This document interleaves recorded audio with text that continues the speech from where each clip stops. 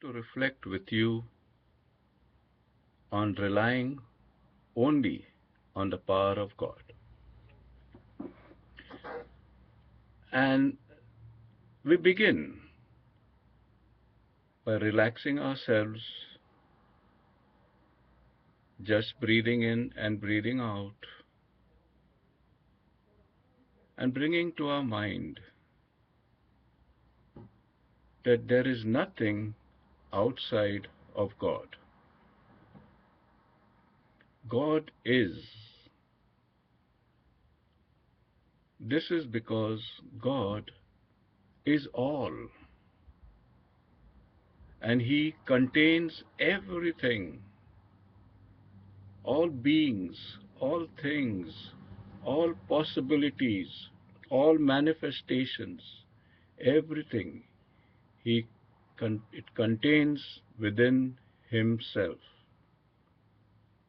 He envelops the whole of creation. And this is what makes me sure that I am one with Him. I am one with Him and with His universal mind. The mind of God is extremely infinite. The mind of God is powerful. The mind of God is limitless. I am sure, therefore, that I am one with Him. I am one with this perfect universal mind.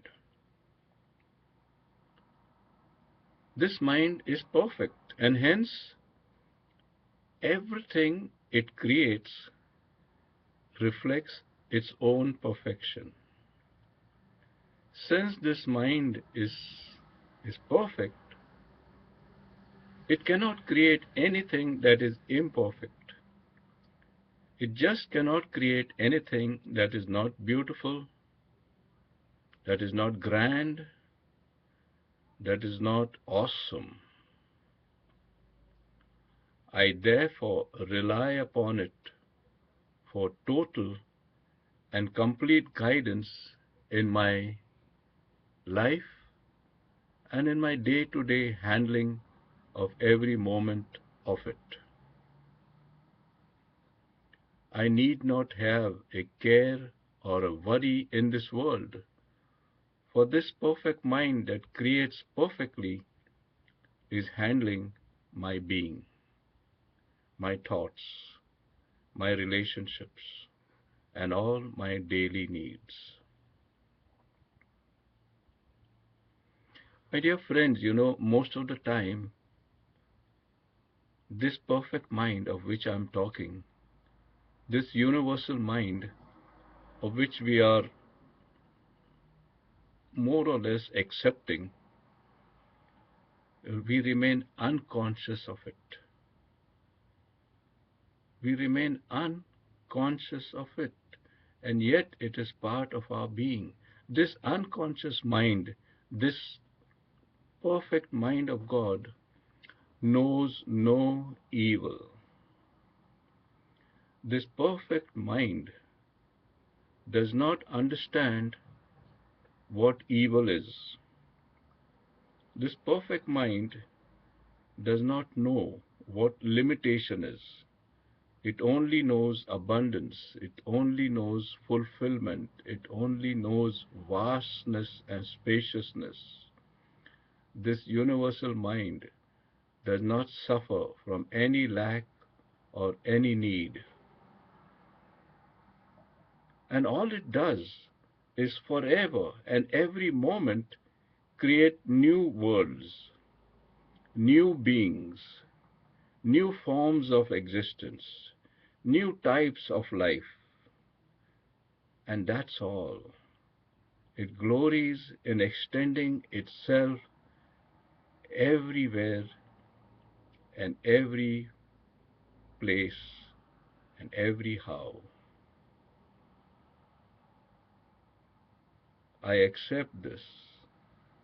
This universal mind, therefore, simply creates in my experience, or should I say, my experiences are created by this universal mind that uses all that I believe and accept as a starting point of creation. All that I believe and accept, therefore, is taken by this mind that lives with me and is made into a manifestation of form somewhere, somehow, and then I begin to experience it. In short, all that I experience in life has somehow the cause in me. I am the cause and the source of all my experiences and nobody else. Therefore, I begin by consciously denying all evil. I refuse to see evil in anybody, anything, any event, relationship, etc. I refuse to accept evil. I refuse to accept error. The perfect mind just can't conceive of error. The perfect mind just can't create error or something that is wrong. I refuse once again to behold evil in anybody or anything. When, however, my mind is trapped under the apparent delusion of evil, I turn away and seek first the kingdom of heaven in that very situation. So I see something happening. And as I see something happening or I hear something going on, I therefore choose to see it as something evil and accept it and believe it, or I can choose to open my eyes and see the kingdom of God being manifest in that event, in that relationship, in that person, in that being. That's all I have to do, to choose to see and to seek first the kingdom of heaven in everything. I lift up my thoughts to the perfection, the love and beauty of the whole of creation. Creation is beautiful. It all depends how I look at it. Creation is good because after everything that God has created, all He says was, "It is good, it is good, it is good." So who am I to say it is not good? Who am I to say it lacks something? Who am I to say it needs to be fixed, corrected, manipulated, controlled? Who am I to say all that to the perfect mind? And so I know that by using this mind that is there within me and without me, I am able to deny evil. For only what God creates is real. And since evil is not been created by God, it has to be an illusion. It is an illusion, it is an error, it is a misconcept, and will never stand before the eternal truth of reality, before the eternal truth of the perfection of the universal mind of God. For God, the only reality, is good, and He manifests Himself in everything, in everything. And therefore, I begin to understand that if I see evil, it is because I wish to see it. That evil or error that is made manifest in my life is coming from me. It is the result of my own thought. It is the result caused by my belief in certain things. And some of the certain things that I believe, and you may be believing, is that we are isolated, that we have been abandoned, that we have lost our innocence, and that we are separate from God.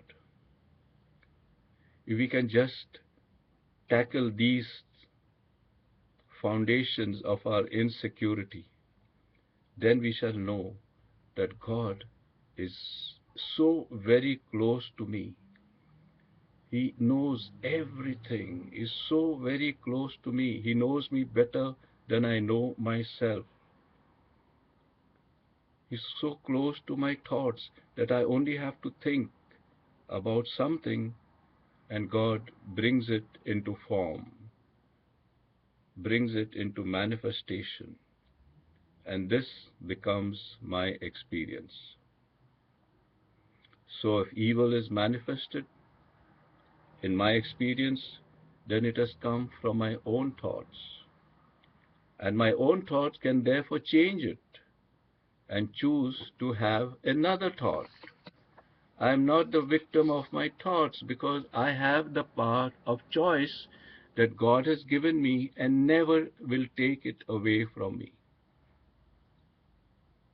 And so I relax. I enjoy the cruise.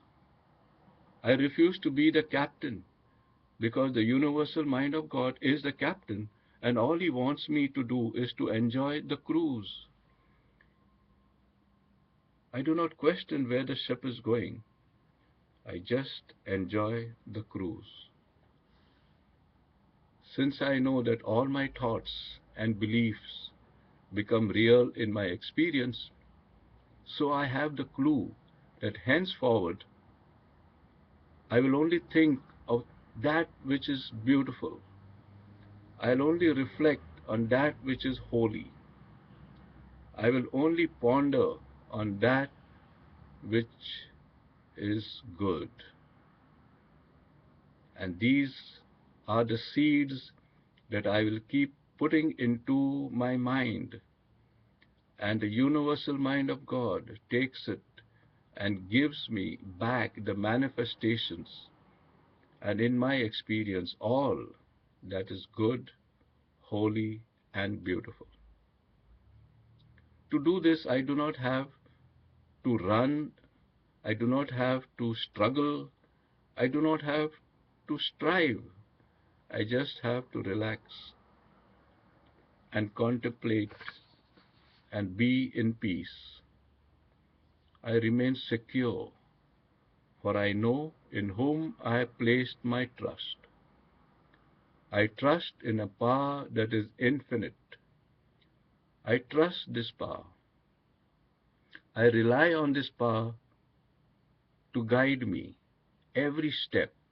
I rely on this power to provide me with the stepping stones to reach my own fulfillment, to give me the guidance necessary to be the bearer of love.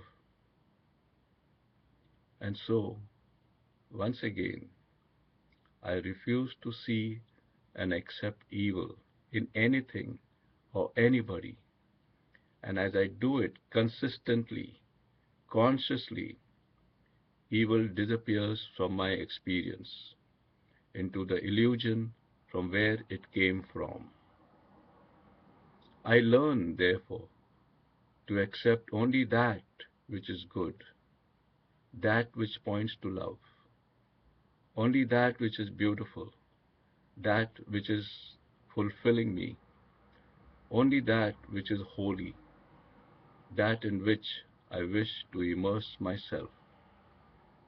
And that is how I can rely totally and forever upon the infinite power of God.